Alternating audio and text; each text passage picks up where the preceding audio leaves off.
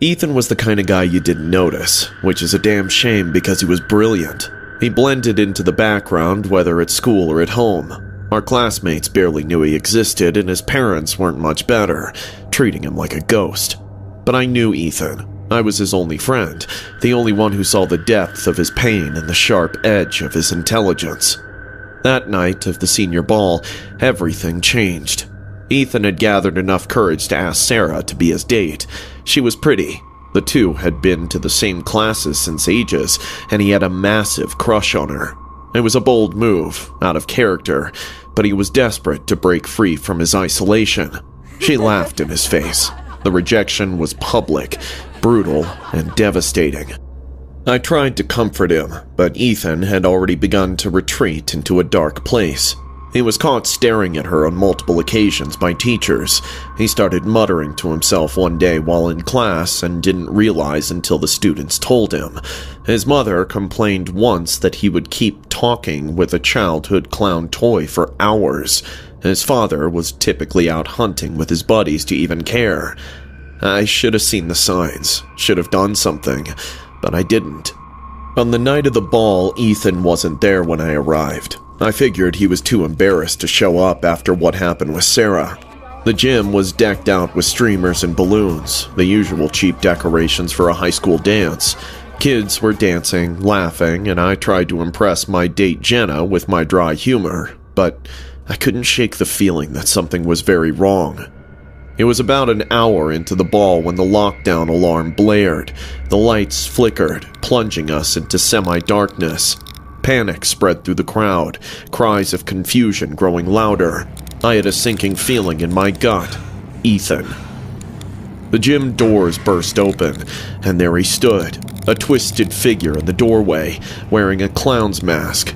He held two of his father's hunting rifles. He walked in with a deliberate calm, a man on a mission. Ethan, don't. They will see me now. They will all remember my name. Screams erupted as he fired the first shot, hitting a kid named Mike square in the chest. Blood sprayed across the dance floor and chaos ensued. The crowd scrambled, ducking under tables, pushing each other in a desperate attempt to escape, but there was no way out. Ethan had locked the doors. I was frozen, watching as my friend turned into a monster. He moved methodically, shooting indiscriminately. I saw him shoot Rachel, the cheerleader who had mocked his weight the previous year. Her lifeless body crumpled to the floor. He turned and fired at Mr. Thompson, our math teacher, who tried to shield a group of students. The bullet tore through his shoulder and he went down with a scream. Ethan, stop! This isn't you!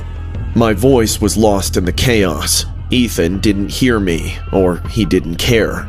He kept talking to the voices only he could hear, justifying his actions, condemning those who had wronged him. I saw Sarah huddled under a table, sobbing, and I knew he wouldn't stop till he had her. I pushed through the panicked crowd, trying to reach him.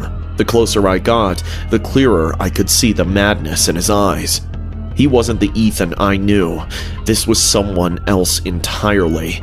Whatever demons he had in his head, they had conquered him. I just wish someone would have called 911. Ethan, it's me, Jeremy. You don't have to do this. Let them go. He turned to me for a moment. I saw recognition in his eyes, but it was quickly replaced by the same cold rage. He raised his gun, and I felt a sharp burning pain in my side as the bullet tore through me.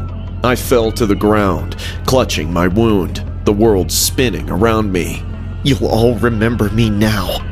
He continued his rampage. The gym was filled with screams, gunfire, and sobbing. Bodies lay scattered, blood pooling on the polished floor.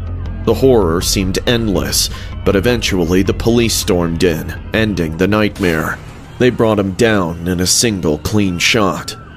As I lay there, bleeding and helpless, watching as they dragged Ethan's body away, the gym looked like a slaughterhouse. 13 died and 26 were injured. I survived, but I'll never forget that look in Ethan's eyes, the screams of my classmates.